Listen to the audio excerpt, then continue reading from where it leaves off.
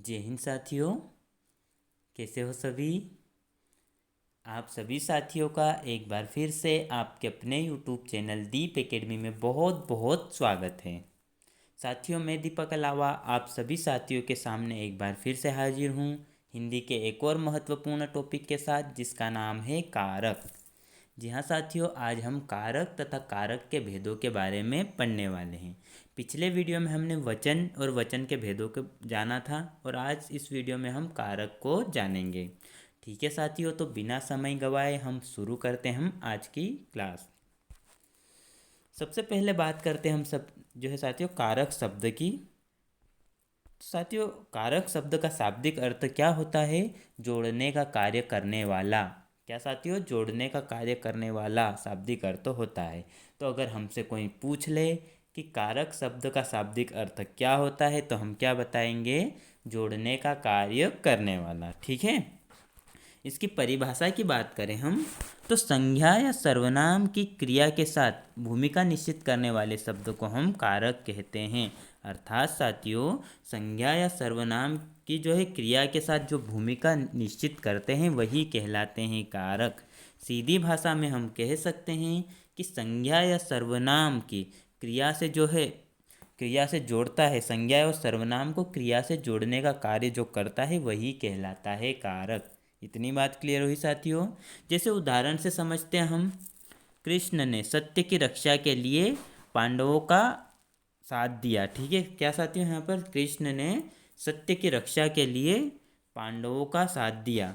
तो यहाँ पर ये साथियों ने, के लिए, की, का कारक जो है क्रमशः कृष्ण, सत्य, रक्षा, पांडव को क्रिया से क्या है साथियों? जोड़ने का कार्य कर रहा है। इसीलिए साथियों यहाँ पर क्या हो जाएगा? ये कारक का उदाहरण हो जाएगा। तो क्या क्या कहेंगे साथियों? हम कारक को क्या कहेंगे? ये जो है जोड़ने का काम करता है। किनको किनको? तो संज्ञा या सर्वनाम को क्रिया से जोड़ने का कार्य करता है। ठीक है। अब बात करते हैं हम कारकों के भेदों की, कारक के प्रकारों की। तो साथियों, हिंदी में कारक के जो है 8 प्रकार होते हैं। कौन कौन से साथियों? आपके सामने लिखे हुए हैं। कौन कौन से? कर्ता, कर्म, करण या कारण। ठीक है। कौन कौन से? कर्ता, कर्म, करण, संप्रदान, अपादान, संबंध, अधिकरण, संबोधन। कौन कौन से साथियों? कर्ता, कर्म, करण, संप्रदान, अपादान, संबंध, अधिकरण, संबोधन। तो एक बार फिर से बोलिए साथियों, कौन कौन से? कर्ता, कर्म, करण, संप्रदान। कौन कौन से? कर्ता, कर्म, करण, संप्रदान। कर्ता, कर्म, करण, संप्रदान। ठीक है, 4 हो गए। उसके बाद अगले 4 देखते हैं। तो अपादान, संबंध, अधिकरण, संबोधन। कौन कौन से साथियों? अपादान, संबंध, अधिकरण, संबोधन। अपादान, संबंध, अधिकरण, संबोधन। ठीक है। तो आइए साथियों, अब हम जानते हैं एक एक के बारे में। उससे पहले हम बात करते हैं साथियों, संस्कृत में जो है संस्कृत में कारक के 6 भेद होते हैं। और जो है संस्कृत में संबंध तथा संबोधन, इन्हें जो है कारक की गिनती में नहीं लिया गया है। ठीक है। तो एक क्वेश्चन बनता है यहाँ पर साथियों कि कारक के मूल कितने भेद होते हैं? तो मूल कारक के 6 भेद होते हैं। और कौन कौन से? तो कर्ता, कर्म, करण, संप्रदान, अपादान और अधिकरण, ये जो है कारक के मूल भेद हैं। ठीक है साथियों। और आइए साथियों, अब देखते हैं हम कर्ता क्या होता है। तो मैंने पिछले वीडियो में जैसा कि बताया था साथियों, कर्ता क्या होता है? तो क्रिया को करने वाला ही कर्ता होता है। ठीक है साथियों, जिसके द्वारा क्रिया की जाती है वही क्या कहलाता है? कर्ता होता है। बिना कर्ता के क्रिया संभव ही नहीं होती है। ठीक है साथियों, वाक्य में बिना कर्ता के क्या है? क्रिया संभव नहीं होती है। कर्ता के विभक्ति चिन्ह भी होते हैं। ठीक है साथियों, अर्थात साथियों कर्ता को हम पहचानने के लिए हमें कुछ चिन्ह भी दिए गए हैं, जिसके माध्यम से हम आसानी से पहचान सकते हैं कि यहाँ पर कौन सा कारक है। तो यहाँ पर विभक्ति चिन्ह है साथियों इसका ने या शून्य विभक्ति, अर्थात विभक्ति नहीं भी हो सकती है और विभक्ति चिन्ह जो होगा उसमें हम ने जो हमें वहाँ पर दिख जाएगा। जैसे उदाहरण से अच्छे से समझ जाइएगा, गणेश जी पुराण लिख रहे हैं। तो यहाँ पर क्रिया क्या हो रही है साथियों? लिखने की क्रिया हो रही है ना। और क्रिया किसके द्वारा हो रही है? किसके द्वारा हो रही है क्रिया? गणेश जी के द्वारा हो रही है। तो गणेश जी यहाँ पर क्या कहलाएंगे? कर्ता कहलाएंगे। ठीक है। उसी तरीके से बात करते हैं हम यहाँ पर साथियों दूसरा उदाहरण देखते हैं। तो गणेश ने पत्र लिखा। तो गणेश ने क्या साथियों, पत्र लिखा। तो पत्र लिखने की क्रिया किसके द्वारा हो रही है, गणेश के द्वारा। एक तो इस तरीके से हम समझ सकते हैं, या फिर हम दूसरी तरीके से समझ सकते हैं कि यहाँ पर क्या है, विभक्ति चिन्ह दिया हुआ है स्पष्ट रूप से। और याद रखिएगा साथियों, एक वाक्य में एक कारक ही रहेगा। एक शब्द जो है, एक पूरा वाक्य रहेगा ना, उसमें एक ही कारक रहेगा, दो कारक संभव ही नहीं है। ठीक है, तो यहाँ पर हमें एग्जाम में भी इसी तरीके से देंगे साथियों, एक वाक्य दे देंगे और पूछ लेंगे कि इसमें कौन सा कारक है, तो हम आसानी से पहचान सकते हैं। ठीक है, तो कर्ता में कोई दिक्कत नहीं है साथियों। कर्ता क्या होता है, तो क्रिया करने वाले को ही हम कर्ता कहते हैं। कर्ता का विभक्ति चिन्ह क्या है, तो ने। इसका विभक्ति चिन्ह जो है साथियों ने है, तथा यहाँ पर शून्य विभक्ति भी हो सकता है। तो ठीक है, आगे बढ़ते हैं साथियों। उसके बाद बात करते हैं हम कर्म कारक। तो कर्म कारक क्या होता है, क्रिया का प्रभाव जिस संज्ञा पर पड़े उसे कर्म कहते हैं। क्या है साथियों, क्रिया का प्रभाव जिस संज्ञा पर पड़ता है उसे हम कर्म कहते हैं। अर्थात, और इसके पहले मैंने जब हम लिंक पढ़ा था, हमने शायद उसी में मैंने बताया था कि कर्म क्या होता है। तो मैंने बता दिया था साथियों कि क्रिया के करने के जो साधन होते हैं उसे ही हम क्या कहते हैं, कर्म कहते हैं। मैंने बताया था ना।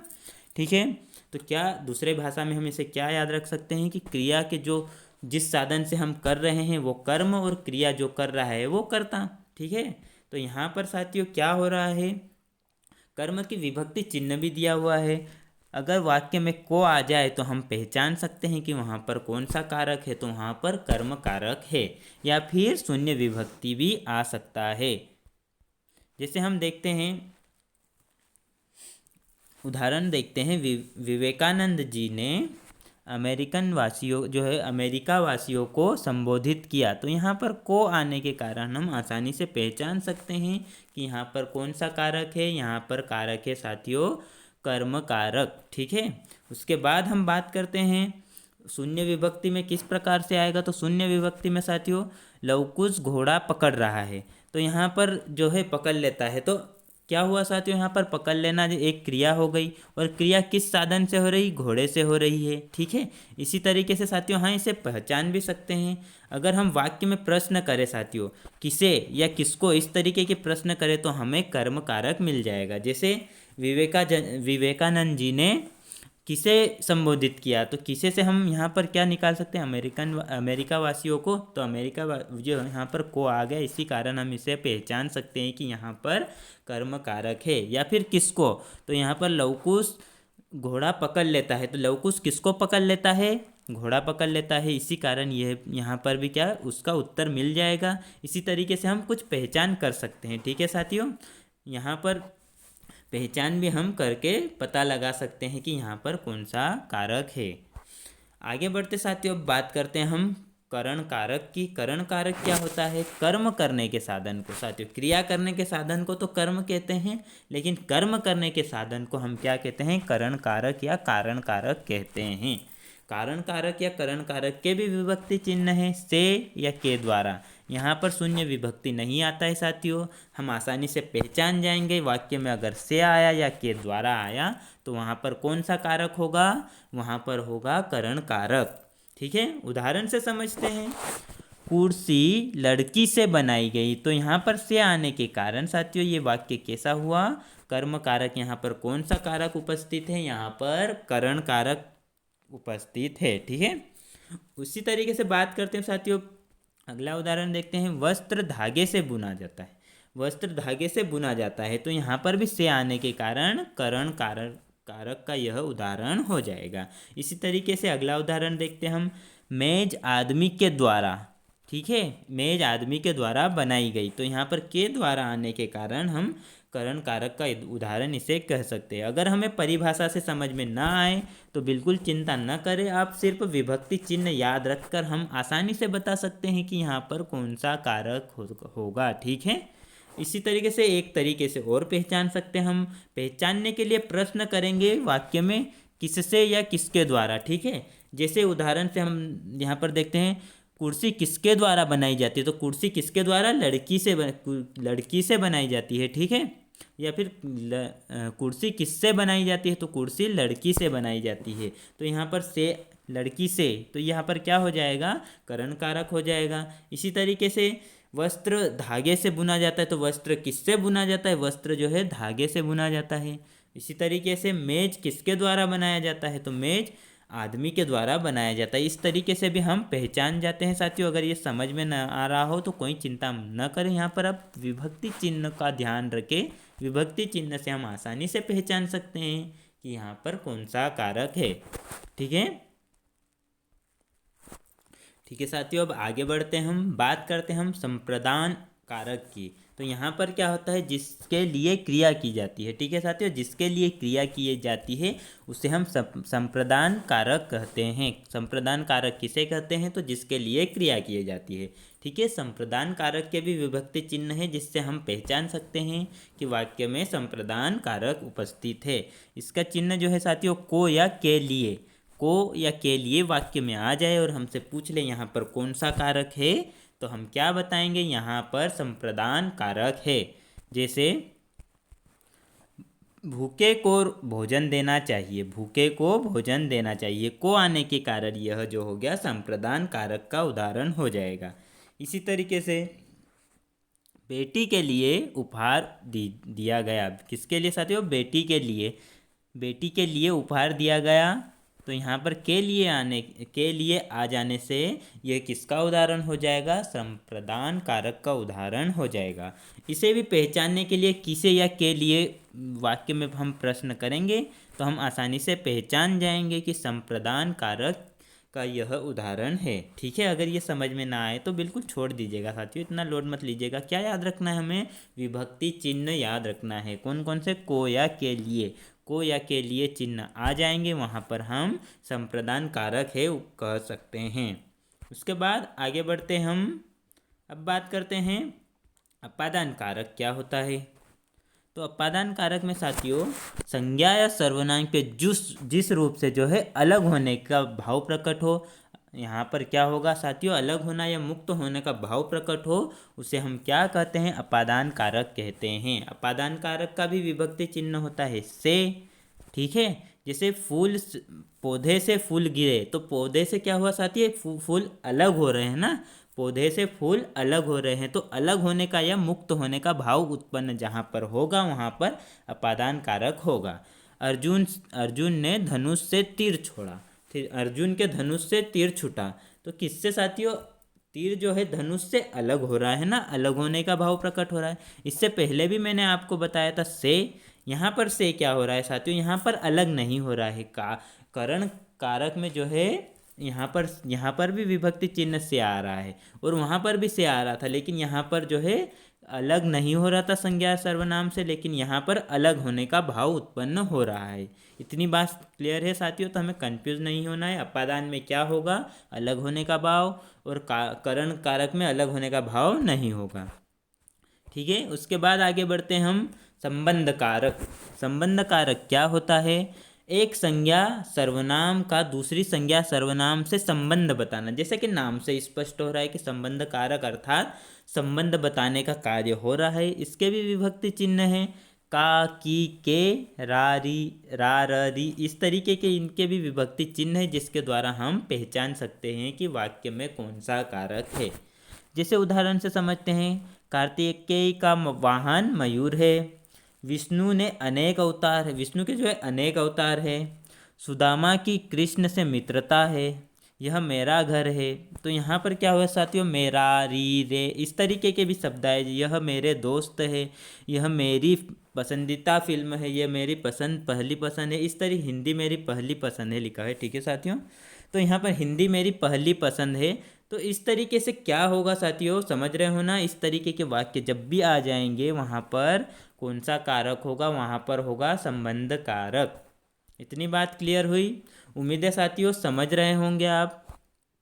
उसके बाद आगे बढ़ते हैं हम, अगला कारक है साथियों अधिकरण कारक। यहाँ पर क्या होता है, संज्ञा सर्वनाम के जिस रूप से क्रिया के स्थान या आधार का बोध होता है साथियों, अधिकरण में क्या होता है, स्थान का बोध होता है, वहाँ पर क्या होगा, अधिकरण कारक होगा। इसके भी यहाँ पर साथियों विभक्ति चिन्ह है, अधिकरण कारक के भी विभक्ति चिन्ह है। कौन कौन से, में या पर, में या पर। ठीक है, जैसे उदाहरण से समझते हैं हम, जंगल में मोर नाचा। तो यहाँ पर स्थान बता रहा है साथियों कि स्थान कौन सा है, जंगल।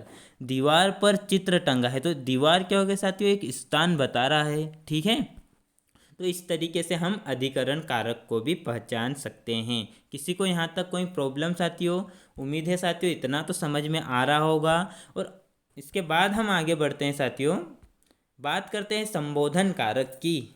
तो जिस संज्ञा या सर्वनाम का प्रयोग संबोधन के रूप में किया जाता है उसे संबोधन कार्य करते हैं। ठीक है, जैसे इसके भी साथियों विभक्ति चिन्ह है, अरे, है, हो, इस तरीके के शब्द आएंगे वाक्य में, वहाँ पर संबोधन कारक होगा। ठीक है साथियों, और याद रखिएगा यहाँ पर भी क्या होगा, विस्मय बोधक चिन्ह आएगा वाक्य में, वहाँ पर कौन सा कारक हो जाएगा, संबोधन कारक हो जाएगा। उदाहरण से समझते हैं, अरे भाई तुम कब तक खाओगे। तो यहाँ पर विभक्ति चिन्ह और अरे दो दो पहचान हो गई साथियों इसकी। तो हम आसानी से पहचान जाएंगे कि यहाँ पर वाक्य में कौन सा कारक है, वाक्य में है संबोधन कारक।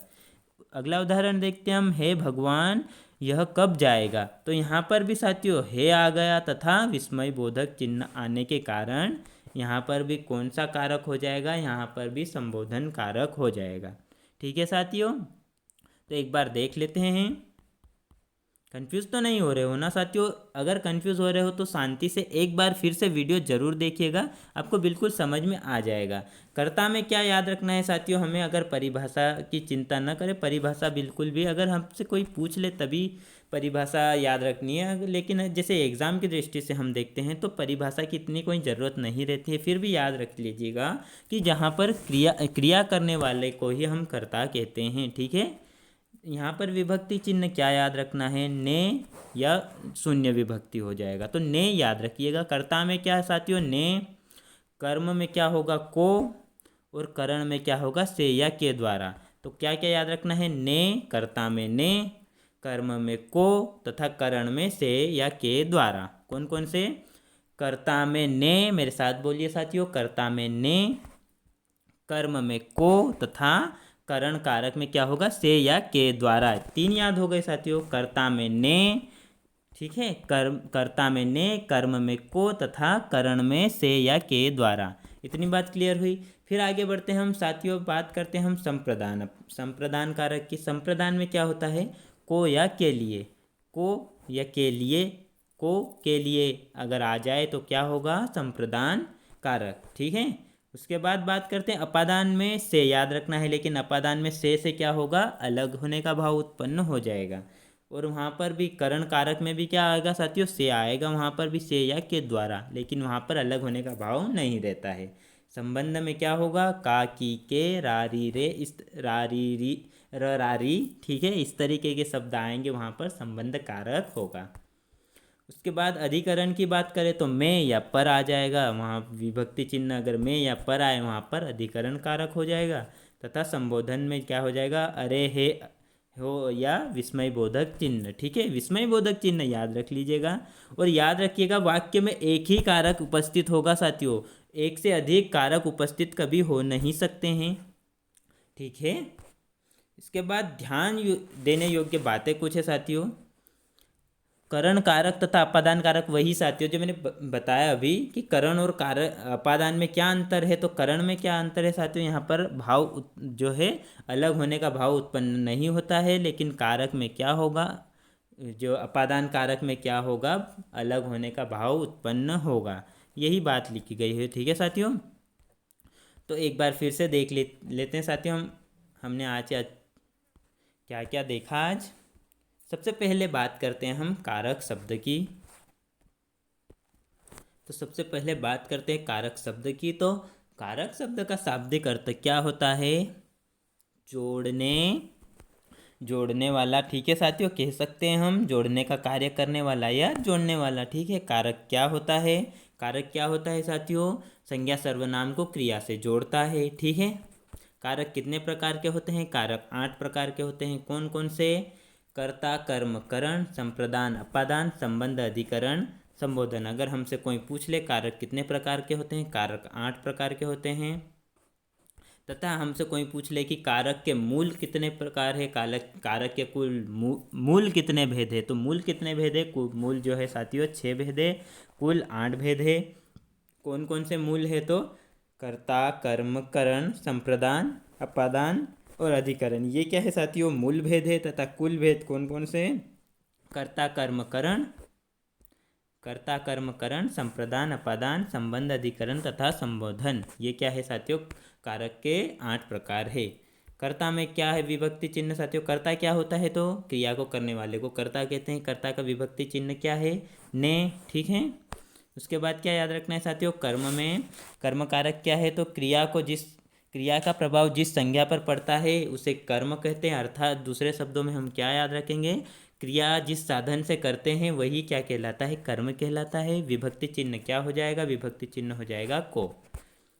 उसके बाद हमने देखा था करण कारक क्या होता है, तो कर्म करने का साधन जो होता है वही करण होता है। इसके विभक्ति चिन्ह कौन कौन से हैं, से या के द्वारा इसके विभक्ति चिन्ह होंगे। उसके बाद हमने देखा था संप्रदान कारक क्या होता है, तो जिसके लिए क्रिया की जाती है उसे संप्रदान कारक कहते हैं। अर्थात साथियों जिसके लिए क्रिया की जा रही है वही क्या होगा, संप्रदान कारक होगा। संप्रदान कारक के भी विभक्ति चिन्ह है, कौन कौन से, को या के लिए। इसमें कारक में साथियों एक बात अच्छी है कि सभी के विभक्ति चिन्ह याद रख लेंगे तो हमें बिल्कुल भी दिक्कत नहीं होगी, ठीक है। पर ऐसा नहीं है साथियों कि हमें रट्टा मारना है, समझने की कोशिश कीजिएगा, समझ में भी आ जाएगा। अपादान में क्या होता है साथियों, मुक्त होने का या अलग होने का भाव उत्पन्न होता है। और विभक्ति चिन्ह क्या है, से, ठीक है। उसके बाद बात करते हैं हम संबंध में, हमने क्या देखा था, संबंध बताता है संज्ञा सर्वनाम, एक संज्ञा सर्वनाम का दूसरी संज्ञा सर्वनाम से जो है संबंध बताता है। विभक्ति चिन्ह की बात करें तो का, की, के, र, रा, री, इस तरीके के जो है विभक्ति चिन्ह इसके होते हैं। अधिकरण कारक की बात करते हैं हम, तो संज्ञा सर्वनाम के जिस रूप से क्रिया के स्थान का बोध हो रहा हो वहाँ पर क्या होगा, अधिकरण कारक होगा। विभक्ति चिन्ह क्या है इसके, में या पर, इस तरीके के विभक्ति चिन्ह इसके होंगे। संबोधन की बात करें तो संबोधन में क्या होता है साथियों, संबोधन में होता है संज्ञा सर्वनाम के प्रयोग संबोधन के रूप में किए जाते हैं। जैसे उदाहरण से इसके विभक्ति चिन्ह जो है साथियों, अरे, हे, हो, इस तरीके के, या फिर विस्मय बोधक चिन्ह से भी हम इसे आसानी से समझ जाएंगे, ठीक है। इसके बाद हमने देखा था कि करण कारक और अपादान कारक में क्या अंतर होता है, तो क्या अंतर होता है साथियों, करण कारक में मुक्त होने का भाव उत्पन्न नहीं होता है, लेकिन अपादान कारक में मुक्त होने का भाव उत्पन्न होता है, ठीक है। जैसे हमने देखा यहाँ पर मुक्त कैसे साथियों, हाथ से तोता उड़ गया, तो हाथ से जो है तोता उड़ने से अर्थात तोता अलग हो रहा है। बंदूक से गोली छूटी अर्थात गोली जो है बंदूक से अलग हो रही है। इसी तरीके से जो है करण कारक के उदाहरण देखते हैं तो वह हाथ से रोटी खाता है, ठीक है साथियों। हाथ से ऐसा नहीं सोचिए साथियों कि हाथ से तो रोटी भी अलग हो रही है, लेकिन वो हमारे शरीर के अंदर ही तो जा रही है ना, अर्थात हमारे शरीर के संपर्क में तो है ना। इसी तरीके से मोहन साबुन से कपड़े धोता है, तो ये इस तरीके के क्या होंगे साथियों, इस तरीके के उदाहरण करण कारक के उदाहरण हो जाएंगे। साथियों पीडीएफ के लिए आप संपर्क कर सकते हैं व्हाट्सएप पर, मेरे नंबर है 9179529680, ठीक है। वीडियो अच्छा लगा हो वीडियो को लाइक ज़रूर करिएगा साथियों, कमेंट करके बताइएगा वीडियो कैसा रहा साथियों, आपको समझ में तो आया है ना। और अपने दोस्तों के साथ वीडियो को ज़्यादा से ज़्यादा शेयर ज़रूर करिएगा साथियों, और चैनल को सब्सक्राइब करना न भूलें, ठीक है साथियों। मिलते हैं हम अगले एक और नए टॉपिक के साथ, तब तक के लिए दीजिए मुझे इजाज़त। जय हिंद साथियों।